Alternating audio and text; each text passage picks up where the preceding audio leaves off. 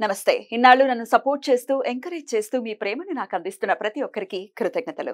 అలాగే ఈ వీడియో కూడా ఖచ్చితంగా మీకు ఉపయోగపడుతుంది. లైక్, షేర్ అండ్ సబ్స్క్రైబ్ చేసి మీ సపోర్ట్‌ని నాకు అందించండి. అలాగే ఈ వీడియో పట్ల మీకున్న అభిప్రాయాన్ని కామెంట్ సెక్షన్‌లో కామెంట్ చేసి తెలియజేయండి. ఇప్పుడు వీడియోని చూద్దాం.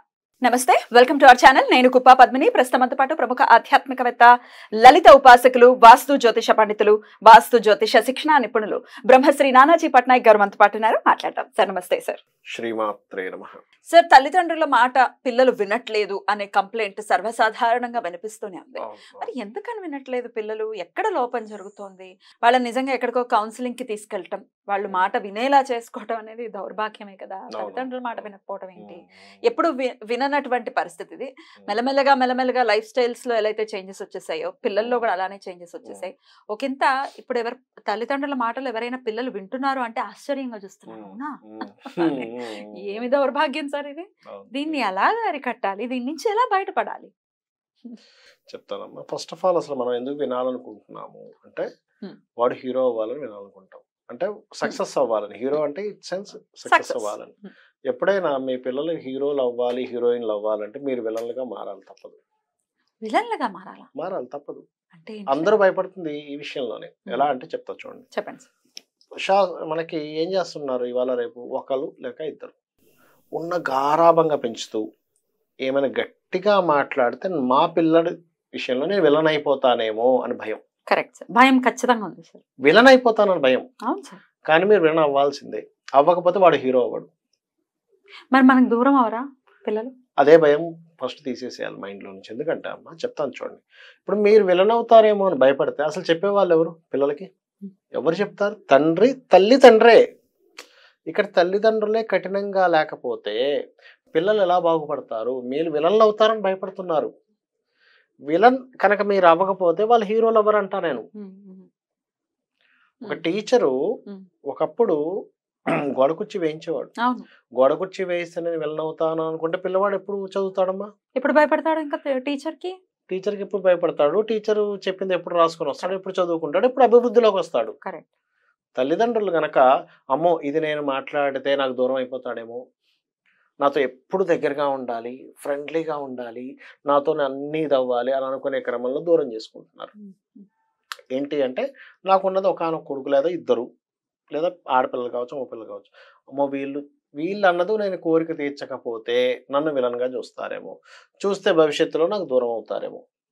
ఈ కాన్సెప్ట్లో వెళ్ళిపోయి వాళ్ళని గారాబం చేసి ఎక్కడ వీళ్ళు విలన్లు అవుతారేమో అని చేసి వాళ్ళని విలన్లను చేస్తున్నారు. ఆఖరికి మార్చుకోవాలి. నేను ఒకటే చెప్తాను, శాస్త్రంలో చాలా స్పష్టంగా చెప్పబడింది, 5వ ఏట వరకు మీరు రాజులా చూడండి. అంటే ఏం కావాలంటే అది ఇవ్వండి, ఎక్కడ ఆపకండి అంటుంది. ఎందుకంటే క్రియేటివ్ పోతుంది వచ్చేటువంటి సమయం 5 years వరకు. 5th year నుంచి పని వాళ్ళ చూడమని చెప్తుంది. పని వాళ్ళ అంటే ఏదో అలానే కాదు, ప్రతిదీ హ్యాండిల్ చేసే తత్వం వస్తుంది కాబట్టి ప్రతి పని వాళ్ళకి అప్పచెప్పండి. అప్పుడు ఏమవుద్దంటే 5th year నుంచి 15th year వరకు మీరు ఎప్పుడైతే పనులు చెప్తూ ఉన్నారో మీ మాట వినడం స్టార్ట్ అవుతుంది.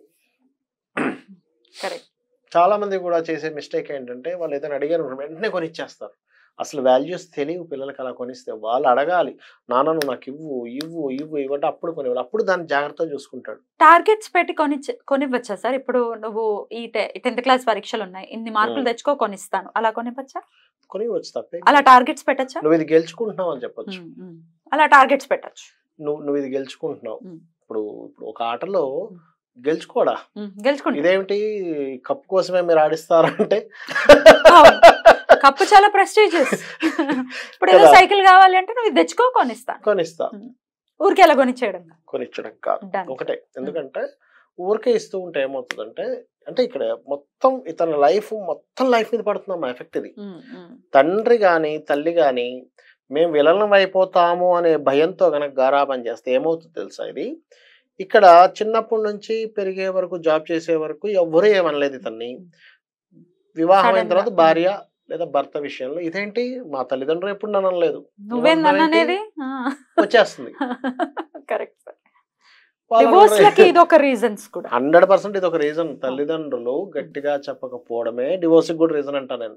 పిల్లలు తప్పేం కాదు, పిల్లలు అనవసరంగా ఏమైపోతారో అని మీరు గారాబం పెడుతున్నారు, మీరు విలన్లు అవ్వడానికి భయపడుతున్నారు. కానీ విలన్ అవ్వాల్సిన సమయంలో విలన్ అవ్వాల్సిందే మనిషి.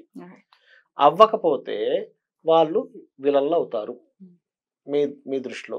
అందుకని విలన్ అయ్యేది కూడా అవసరమే మనిషికి. రైట్. అద్భుతం సార్, అద్భుతం. ఈ లాజికల్ తెలియట్లేదు సార్. ఎంతసేపు గారాబంలోనే ఉన్నారు మీరు అన్నట్టుగా, ఏది అడిగితే ఇంకా గ్యాడ్జెట్స్ ఇవ్వటం కూడా, ఫోన్లు ఇవ్వటం కూడా మనం చూసుకుంటే ఇష్టం వచ్చినట్టు ఇంకా పెద్దవాళ్ళు ఏం చేస్తారు. ఇప్పుడు ఏమైపోతుందంటే ఇప్పుడు ఇవ్వకుండా కుదరట్లే. నేనేమంటానంటే ఇవ్వండి ఒక హాఫ్ అన్ అవర్ లేదా 1 అవర్, ఈ టైం నుంచి ఈ టైం వరకు నువ్వు ఫోన్ పట్టుకోవాలి. మా ఇంట్లో కూడా ఉంటాయి ఫోన్లు. ఒకటే చెప్తాం మా పిల్లలకి, అరే మీరు చదువుకోమని నేను మీ మీద రుద్దను, ఫస్ట్ మీరు స్కిల్స్ నేర్చుకోండి అంట మా పిల్లల్ని. ఎందుకంటే స్కిల్ ఈజ్ మోస్ట్ ఇంపార్టెంట్. పుస్తకం చదువుకోండి, మీరు ఇంటర్ చదువుతున్నారా డిగ్రీలు చదువుతాం చదువుకోండి, కానీ స్కిల్స్ ఏ నేర్చుకుంటున్నారు ఈజ్ మోస్ట్ ఇంపార్టెంట్. రెండవది ఏంటంటే ఫోను నువ్వు ముట్టుకోవద్దని అనలేము ఇప్పుడు మనం. ఇప్పుడు ప్రపంచం అట్లా అయిపోయింది. ఈ టైంలోనే పట్టుకోవాలి, ఇంక వేరే టైంలో పట్టుకోవడం వీల్లేదు. నాకు ఫోన్ కనబడ్డా వీల్లేదు. ఆ గంట అరగంట ఆ టైంలో నువ్వు ఫోన్ పట్టుకోవాలి, వేరే టైంలో నువ్వు ఫోన్ పట్టుకొని నువ్వు నా ముందు కనబడడానికి వీల్లేదు. పెద్దవాళ్ళు కూడా ముట్టుకోకుండా ఉండాలి. నువ్వు ముట్టుకుంటున్నావు కదా, నువ్వు చేస్తున్నావు కదా. పెద్దవాళ్ళకి అందులోనే పని ఉంటది కొంతమందికి. ఇప్పుడు టెలికాలర్ అనుకోండి, పని చేయాలి కదా మరి, తప్పదు. ఇప్పుడు నేను ఉన్నాను, ఇప్పుడు ఫోన్ చేస్తుంటా, నేను పట్టుకుంటే ఎట్లా కుదురుతుంది? కుదరదు. పిల్లలకి ఏం చెప్తావంటే, బాబు నువ్వు పెద్ద అయ్యాక ఎలాగో ఆ ఫోన్ తోనే పని అంతా ఉంటది నీకు. నీ బాస్ ఫోన్ చేస్తాడు, లేకపోతే ఇంకోటి ఏదో ఫోన్ ఉంటుంది, నువ్వు ఒక మార్కెటింగ్ పర్సన్ అయితే అదే ఫోన్ తో పని ఉంటది. నువ్వు ఇప్పటి నుంచే కనుక చేస్తే, అంటే వాళ్ళకి చెప్పే విధానం కూడా ఏంటంటే, ఫోన్ విషయంలో ఎక్కువసేపు చూస్తే నీ కళ్ళు పాడవుతాయి. అన్నిటికంటే కళ్ళు చాలా ప్రధానం. కళ్ళు కనుక ప్రాబ్లం అయ్యాయంటే జీవితం మొత్తం అందమయమైపోతుంది. కాబట్టి నువ్వు ఆడుకో, నాకు నేను కాదనట్లేదు, కానీ ఈ 1 అవర్, ఈ హాఫ్ అన్ అవర్ దానికి సర్టన్ టైం పెట్టుకోవాలి అని చెప్పి మనం కనుక చెప్పగలిగితే, ఆ టైం దాటిందంటే ఇంకా లేదు. రైట్. ఇప్పుడు ఆల్రెడీ చెయ్యి దాటిపోయారండి, వినే పరిస్థితి లేదు పిల్లలు. అంటే ఏ 16, 17 అంటే వాళ్ళు వినే పరిస్థితుల్లో ఉండరు. ఉడుకుని రక్తం ఒకటి కదా. వాళ్ళని ఎలాగండి, అంటే వాళ్ళని ఎలా అమ్మవారి కృపతో ఎలా వాళ్ళని సన్మార్గంలో నడిపించవచ్చు అంటే ఏం చెప్తారు సార్? తప్పకుండా అమ్మ. ఫస్ట్ ఆఫ్ ఆల్ ఎందుకు జరుగుతుంది అది అని చెప్తాను నేను. ఆస్ట్రాలజికల్ గా ఎందుకు జరుగుతుంది అంటే, లగ్నం స్పాయిల్ అవుద్ది, పంచమం స్పాయిల్ అవుద్ది. కొంతమందికి 12వ స్థానం స్పాయిల్ అవుతుంది. అంటే లగ్నం స్పాయిల్ అయితే ఏమవుతుంది అంటే, వాళ్ళు పిల్లవాడి జాతకంలో లగ్నం బాగా పాపగ్రహ సంబంధం వచ్చేసింది అనుకోండి, వాడు చిన్నప్పటి నుంచి మొండిగా ఉంటాడు, వీళ్ళకి అర్థం కాదు. అది కొంచెం హ్యాండిల్ చేయగలిగే మొండి తల్లిదండ్రులు ఉంటే ఆ పిల్లవాడిని జాగ్రత్తగా హ్యాండిల్ చేస్తారు, కానీ పోదంత తొందరగా లగ్నం స్పాయిల్ అయితే. అసలు లగ్నం స్పాయిల్ అవ్వటం అంటే ఏంటి? ఉదాహరణకు ఓ మకర లగ్నం అనుకోండి, ఆయన వెళ్ళి కుజుడితోనూ కలిశాడు, శని కుజులు, శని రవి కలిశాడు. అది ఎగ్జాల్టెడ్ పొజిషన్ లో ఉంటే అదొక స్టేజ్కి వెళ్తాడు, దట్ ఈస్ డిఫరెంట్ థింగ్. కలిసినప్పుడు ఏమవుద్ది, నీచపడ్డ కుజుడితో శని కలిచాడు, అంత ఈజీ కాదు హ్యాండిల్ చేయడం. అప్పుడు ఏం చేయాలి? ఏ గ్రహం ద్వారా కలిసి ఈ లగ్నం పాడైందో ఆ దానం ఇవ్వడం ప్రాక్టీస్ చేయించాలి చిన్నప్పటి నుంచి. అయితే వీటన్నిటికంటే గొప్ప ఉపాయం చెప్పమంటారా? చెప్పండి సార్ ప్లీజ్. చిన్నప్పటి నుంచి హైగ్రీవ మంత్రం కనుక నేర్పించగలిగితే దానంత ఉత్తమం ఇంకోట్లేదు. హైగ్రీవుడే చూసుకుంటాడు, మీరు ఏమనక్కర్లే, బాబు నువ్వు ఏమైనా చేసుకో, ఆడుకుంటావా చదువుకుంటావా చేసుకో, కానీ ఈ హైగ్రీవ మంత్రం 10 నిమిషాలు చెయ్యి అని రోజు కూర్చోబెట్టి, మనం ఏంటంటే చాలా విషయాలు ఏం చేస్తామంటే మనకి చెప్పేస్తాం, కానీ ఇంప్లిమెంట్ జరుగుతుందో లేదో చూడం. ఆఫీసెస్లోని విద్యా సంస్థల్లో చాలా విషయాలు ఏం అవుతుంది, వాళ్ళు రూల్స్ పెట్టుకుంటారు, బట్ ఇది ఇంప్లిమెంట్ అవుతుందో లేదో చూడరు. మనం చెప్పామంటే పిల్లవాడు రోజు చేస్తున్నాడు, అబ్జర్వేషన్లో ఉండాలి, చేపతో కొంచెం సీరియస్ అవ్వాలి. నేను నవ్వుతూ చెప్తానండి, కుదరదు.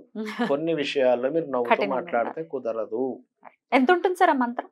ఎంతమ్మా, చాలా చిన్నది. జ్ఞానానందమయం దేవం నిర్మల స్ఫటికాకృతిం ఆధారం సర్వ విద్యానాం హయగ్రీవం ఉపాస్మహే. అయిపోయింది. సింపుల్. 4 లైన్లు కూర్చొని అరే నాన్న నువ్వు 10 నిమిషాలు ఆరాం పెట్టుకో, పొద్దున్నే నువ్వు 6:30కి చేస్తున్నావా, సంధ్యావందనం చేస్తున్నావా, లేకపోతే సంధ్యావందనం లేదు అనుకుందాం, పూజ చేసుకుంటున్నావు కదా రోజు గణపతితో, ఇది చేసుకుంటావు కదా, ఇది కూడా 10 నిమిషాలు చాలా ఆరం పెట్టుకో.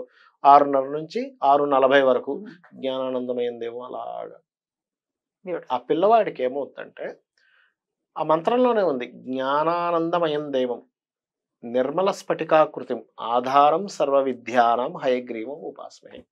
ఇక్కడ ఏమవుద్దంటే, ఇది చేసుకోవడం వల్ల అసలు తల్లిదండ్రులు నన్ను ఎందుకు వెంటబడుతున్నారు అని ఒక క్లారిటీ వస్తుంది మైండ్కి. పిల్లల దృష్టిలో ఎలా ఉంటుందంటే, అబ్బా ఏమిటి విసిగించేస్తున్నారు అనేది పోతుంది. మెయిన్గా తల్లిదండ్రులు భయపడుతుంటారు, అమ్మో వీడు దూరం అయిపోతాడేమో, నాకున్నది ఒకే ఒక లింగు అనుకుంటూ దూరం అయిపోతాడేమో అని భయపడుతూ ఉంటారు. ఆ భయం ఫస్ట్ తల్లిదండ్రుల నుంచి తీసేసేయాలి.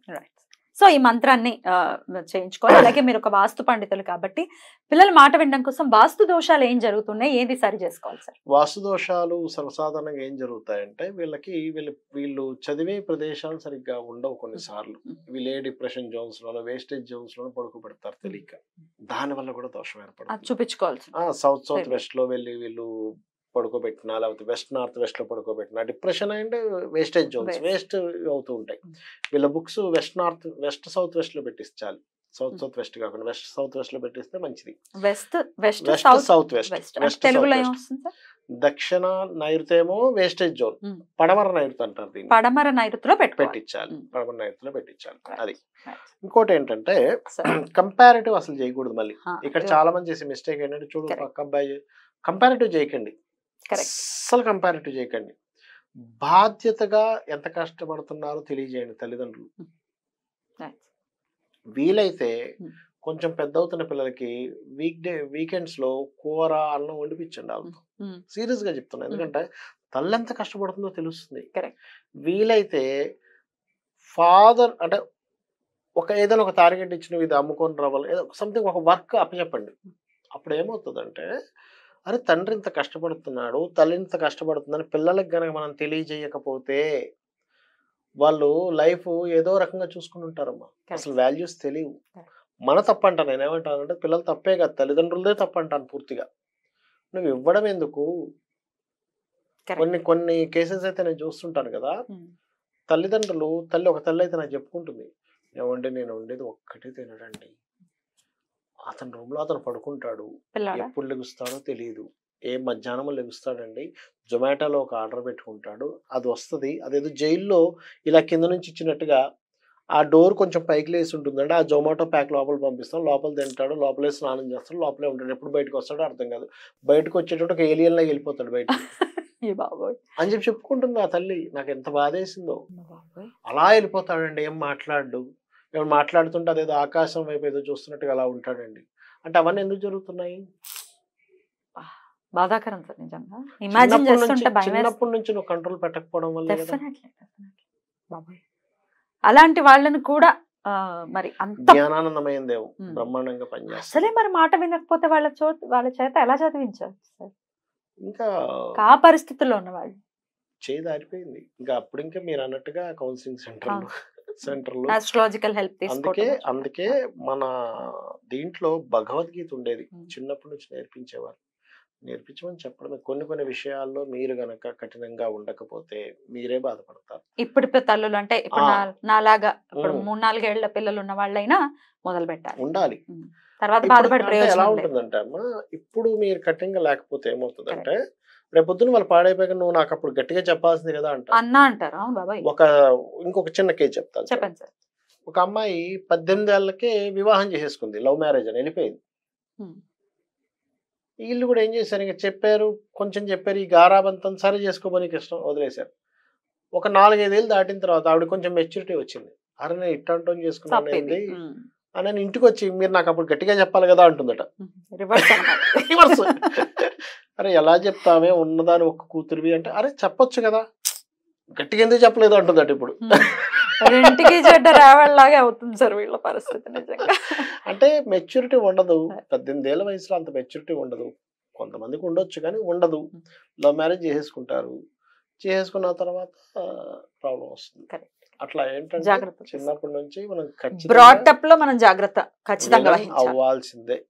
విలన్ అవ్వడానికి భయపడకండి. బ్యూటిఫుల్ విలన్ అంటే అవాక్ అయ్యాను కానీ ఇది అంటే మంచి కోసం అయ్యేటటువంటి మంచి విలన్.